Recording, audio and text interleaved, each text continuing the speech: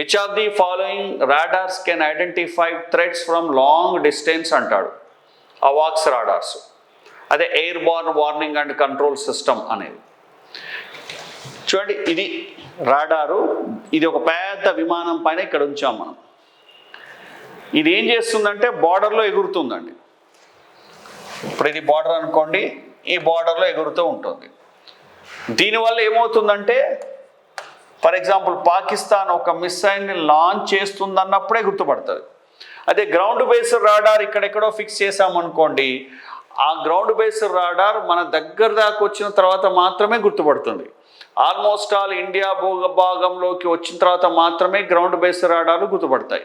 కానీ ఇక్కడ అవాక్స్ రాడార్లు అనేటివి గాల్లో చాలా దూరం నుంచి ఉన్నప్పుడే లక్ష్యాన్ని గుర్తుపడతాయి. గుర్తుపట్టి ఆ సమాచారాన్ని మన వాళ్ళకు చేరవేస్తాయి. మనం దానికి కౌంటర్గా మళ్ళీ ఏం చేయాలనేది ఆటోమేటిక్గా డిసైడ్ అయిపోతుంది. అంటే మనకు టైం దొరుకుతుందండి, రెస్పాండ్ అయ్యేటటువంటి టైం దొరుకుతుంది. మనం వేరే శత్రు దేశాల యొక్క టార్గెట్స్ని మనం కిల్ చేయడానికి, హిట్ చేయడానికి కావాల్సిన టైం దొరుకుతుంది. ఇన్ఫర్మేషన్ వేగంగా అందుతుంది. అందుకొరకే ఈ అవాక్స్ రాడార్స్ అనేటివి యుద్ధ రంగంలో చాలా చాలా ఇంపార్టెంట్. భారతదేశం ఇటీవల పాకిస్తాన్తో జరిపినటువంటి సర్జికల్ స్ట్రైక్స్ కావచ్చు, ఆపరేషన్ సింధూర్ కావచ్చు, ఇట్లాంటి చాలా వాటిల్లో ఈ అవాక్స్ రాడార్లను వాడింది. సో అదే ఇక్కడ చెప్పుకుంటున్నాం. ఈ అవాక్స్ రాడార్లను ఐ ఇన్ ద స్కై అంటాం.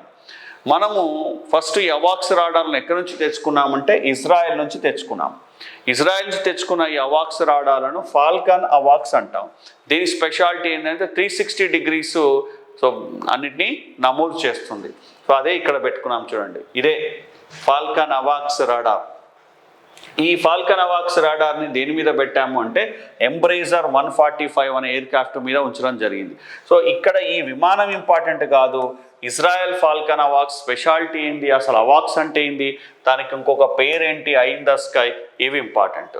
తర్వాత నెక్స్ట్, ఇండియా ఓన్గా అవాక్స్ని తయారు చేసింది, దాన్ని మనం ఏమంటాం, నేత్ర అంటాం. ఇది ఓన్లీ 270 degrees సెంటిగ్రేడ్ మాత్రమే కవర్ చేయగలుగుతుంది. ఓకే, సో దీన్ని తయారు చేసింది ఏంటంటే centre for airborne system, Bengaluru DRDO laboratory. So తయారు చేసింది ఇది ఇండియన్ అవాక్స్ నేత్రాని తయారు చేసింది CAB, centre for airborne system. Centre for air borne, C అంటే ఎయిర్, బి అంటే బోర్న్, సిస్టమ్ అనేటువంటి సంస్థ, బెంగళూరు సంస్థ తయారు చేసింది. సో కాబట్టి ఇక్కడ ఈ అవాక్స్ సిస్టమ్ అనేది వెరీ వెరీ ఇంపార్టెంట్. మనం ఇజ్రాయెల్ నుంచి ఏం తెచ్చుకుంటున్నాము, మన ఇండియాది ఏంటి అనేది, ఈ రెండు ఇంపార్టెంట్.